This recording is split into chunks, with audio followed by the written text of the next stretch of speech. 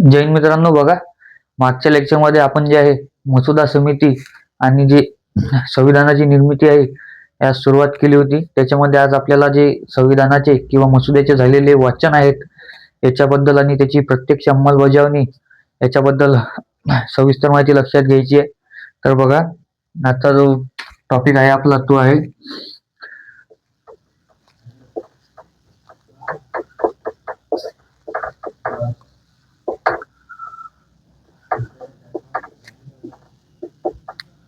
संविधान सभेचे काम.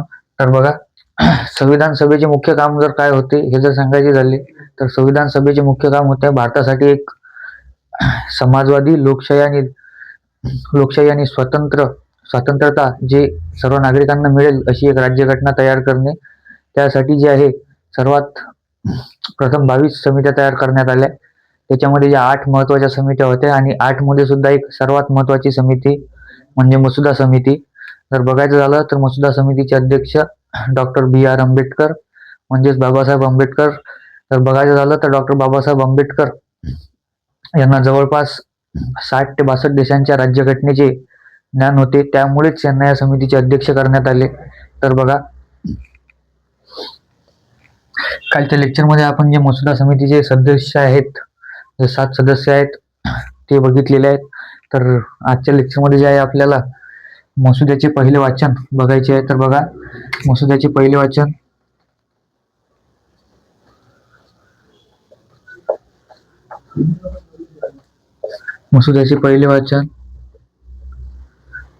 फेब्रुवारी 1948 मध्ये झाले.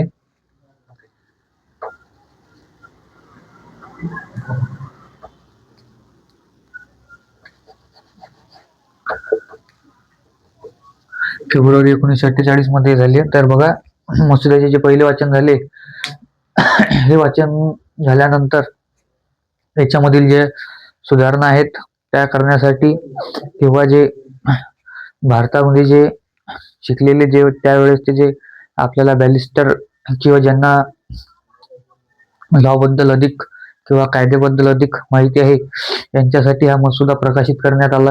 हा मसुदा प्रकाशित केल्यानंतर 8 महिने वेळ देण्यात आला की सर्व नागरिकांनी मसुदा वाचावा. त्याच्यावरती काही जर बदल करायचे असतील तर ते बदल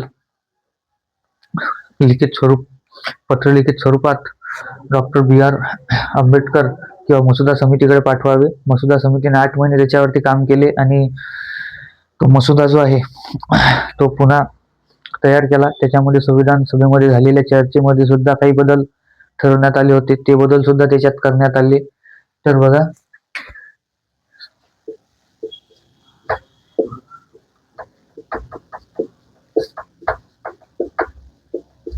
प्रकाशित झाला आणि प्रकाशित झाल्यानंतर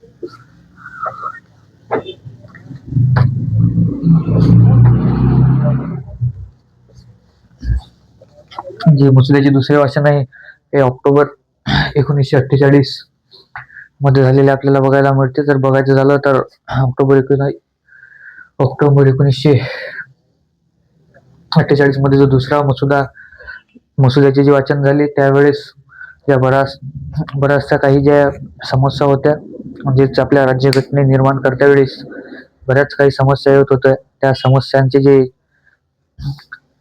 ज्या समस्यांचे निराकरण संविधान सभेमध्ये जेव्हा ते सत्र चालायचे त्यावेळेस व्हायचे.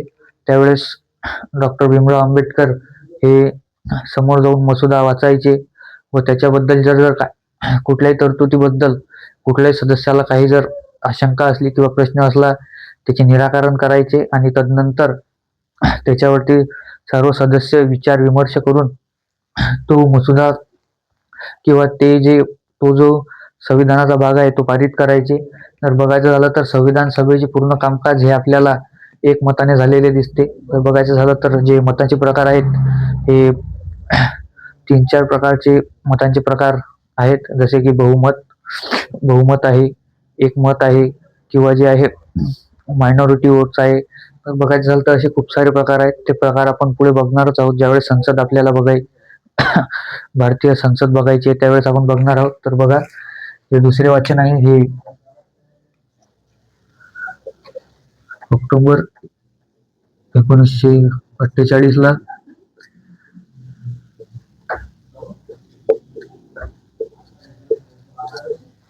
दुसरे वाचन. तर बघा, जर बघायचं झालं तर मसुद्याचे वाचन म्हणजे काय, तर जेव्हा मसुदा तयार व्हायचा तदनंतर डॉक्टर बाबासाहेब आंबेडकर तो सर्व संविधान सभेपुढे वाचायचे. बघायचं झालं तर तो वाचल्यानंतर त्याच्यामध्ये कोणत्याही सदस्याला त्याच्याबद्दल काही शंका असली किंवा कुठला बदल सुचवायचा असला किंवा ही तरतूद का केली असे प्रश्न जे आहेत त्या प्रश्नांना डॉक्टर भीमराव आंबेडकर यांना सामोरं जावं लागायचं. त्यांचं निराकरण केल्यानंतरच तो मसुदा किंवा तो जो संविधानाचा भाग आहे हा पारित व्हायचा. बघा, एक महत्वाचा पॉइंट तुम्ही लक्षात ठेवा.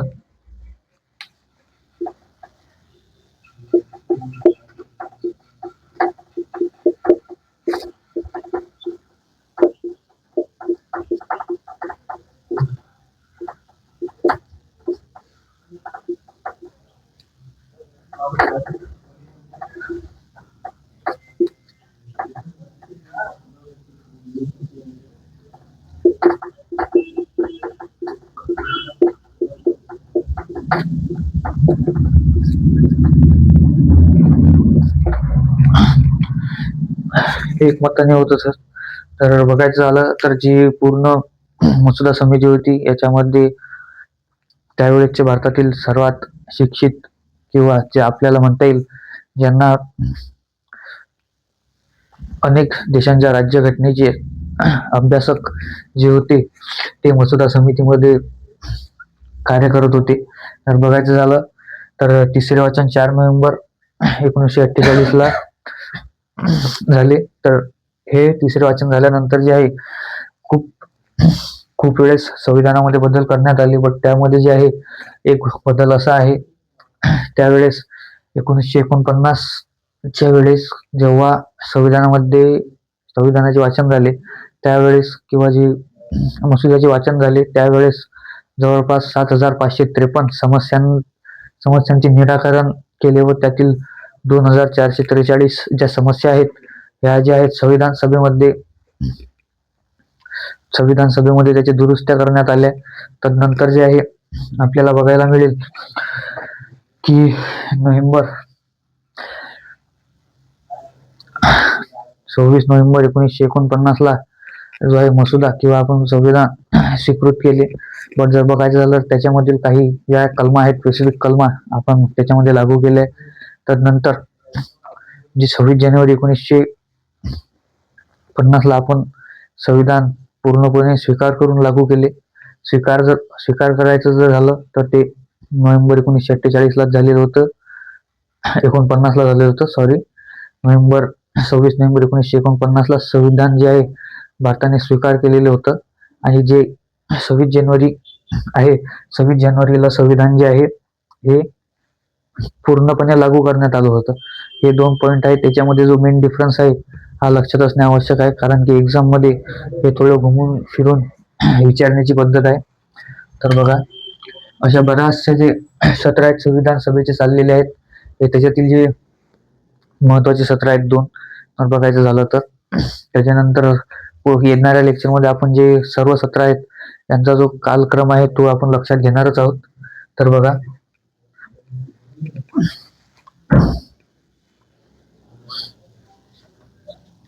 26 नोव्हेंबर 1949 ला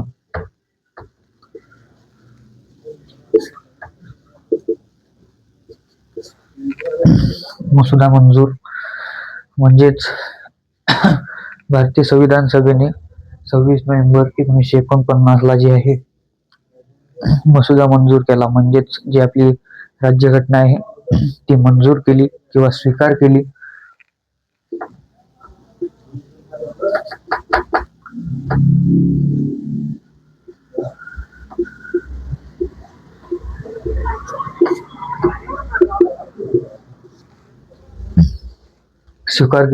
तर नंतर जे आहे बघायचं झालं तर यावेळेस जे आहे काही ज्या कलमा आहेत त्या लागू करण्यात आल्या, जसे की 5, 6, 7, 8 आणि 9 ह्या जर झाल्या तर ह्या लागू करण्यात आल्या. अशा बऱ्याचशा जवळपास 10-15 कलमा ज्या आहेत त्या लागू करण्यात आल्या. तदनंतर 26 जानेवारी जी आहे तर बघायचं झालं तर त्या कलमा ज्या आहेत स्पेसिफिकली नागरिकत्व, नागरिकांचे अधिकार, सुरक्षा, न्याय यांच्या बाबतच्या ज्या तरतुदी होत्या त्या 26 नोव्हेंबर 1949लाच लागू करण्यात आल्या. तदनंतर जर बघायचं झालं तर बाकी उर्वरित भाग जानेवारी 1950ला स्वीकार करण्यात आला.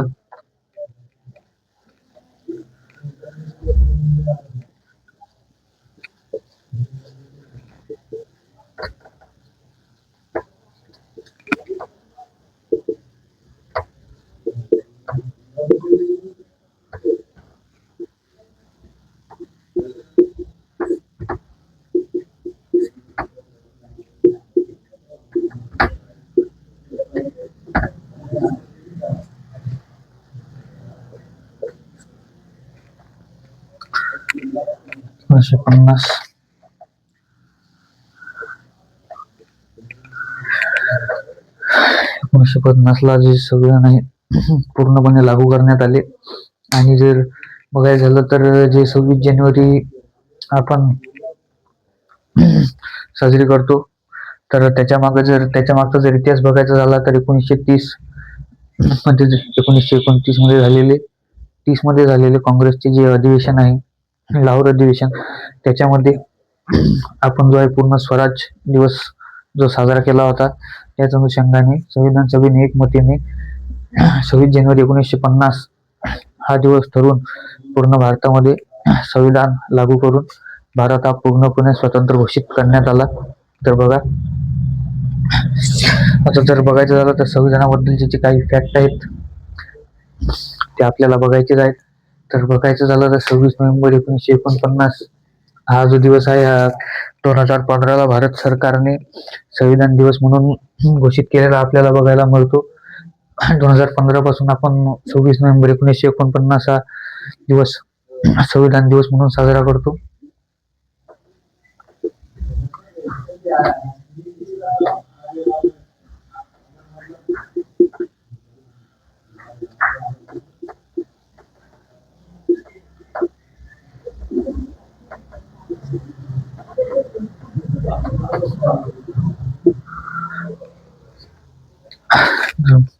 हा झाला एक महत्वाचा पॉइंट. आणि संविधान सभेचे जे चिन्ह होते हे काय होते हे तुम्हाला लक्षात असणे आवश्यक आहे. तर बघा, संविधान सभेचे चिन्ह जे आहे हे हत्ती होते. जर बघायचं झालं तर असेच जे बरेचसे फॅक्ट आहेत आपण ते आपल्या पुढच्या लेक्चरमध्ये बघणारच आहोत. आणि जे संविधान सभेचे जे सत्र आहेत हे सुद्धा आपल्याला पुढच्या लेक्चरमध्ये बघायचे आहेत, कारण की एक्झाम मध्ये सत्र विचारल्या जातात आणि कुठल्या सत्रामध्ये कुठली जे महत्वाचं काम झालेलं आहे हे सुद्धा आपण बघणार आहोत. तर भेटू पुढच्या लेक्चरमध्ये. जय हिंद, जय भारत.